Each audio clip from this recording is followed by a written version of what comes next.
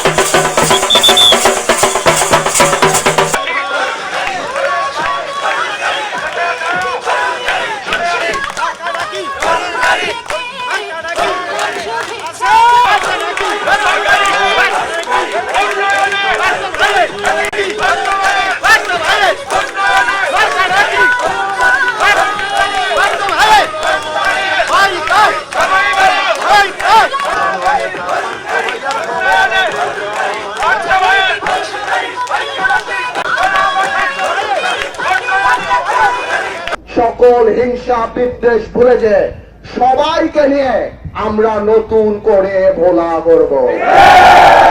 আমি আমার জামাতের ভাই, আমি আমার হাত পাখার ইসলামী আন্দোলনের ভাই, সকল রাজনৈতিক দল, সকল ধর্ম পেশা সবাইকে বলি, আপনারা যদি মনে করেন আমার যে যোগ্য প্রার্থী আছে আগামী নির্বাচনে ভোলাকে বা জাতীয় সংসদে প্রতিনিধিত্ব করার মতো, তাহলে আমাকে বলেন, আমি যে সেই ভোট তাকে দিব। আর আপনারা যদি মনে করেন যে ব্যারিস্টার আমদালিব রহমান প্রার্থী যোগ্য প্রার্থী, এই ভোলাকে বাংলাদেশের বুকে জাতীয় সংসদে প্রতিনিধিত্ব করার জন্য, আপনারা যদি বুকে হাত দিয়ে চিন্তা করেন এই ভোলা বরিশাল সেতু কে আনতে পারবে, আপনারা যদি একবার চিন্তা করেন যে এই আপনারা যদি একবার চিন্তা করেন মেডিকেল কলেজের জন্য কে সংসদে দাঁড়িয়ে কে সরকারকে বলতে পারবে যে ভোলায় আমার সেতু দরকার, ভোলায় আমার মেডিকেল দরকার। করেন দল মত নির্বিশেষে, আসেন আমরা বলে যাই আমরা কে কোন। তখন তারেক রহমানের নেতৃত্বে আমাকে আস্থার সাথে, ওনার আস্থায় আমাকে দায়িত্ব দিয়েছে এই ভোলা সদরের মানুষের পাশে দাঁড়ানোর জন্য।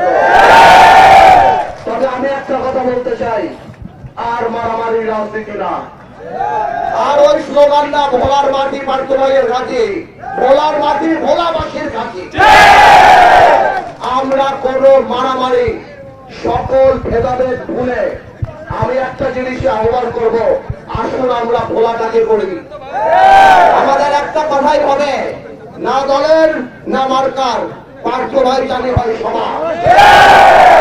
আমরা কারো সাথে অন্যায় করতে চাই না, আমরা কোনো প্রতিশোধ দিতে চাই না, আমরা সবাইকে সাথে নিয়ে একটা সুন্দর মানবিক শান্তিপূর্ণ ভোলা করতে চাই, যেখানে চাঁদাবাজি হবে না, যেখানে লুট হবে না, যেখানে টেন্ডারবাজি হবে না, যেখানে সালিশ খেয়ে পয়সা খাওয়া হবে না।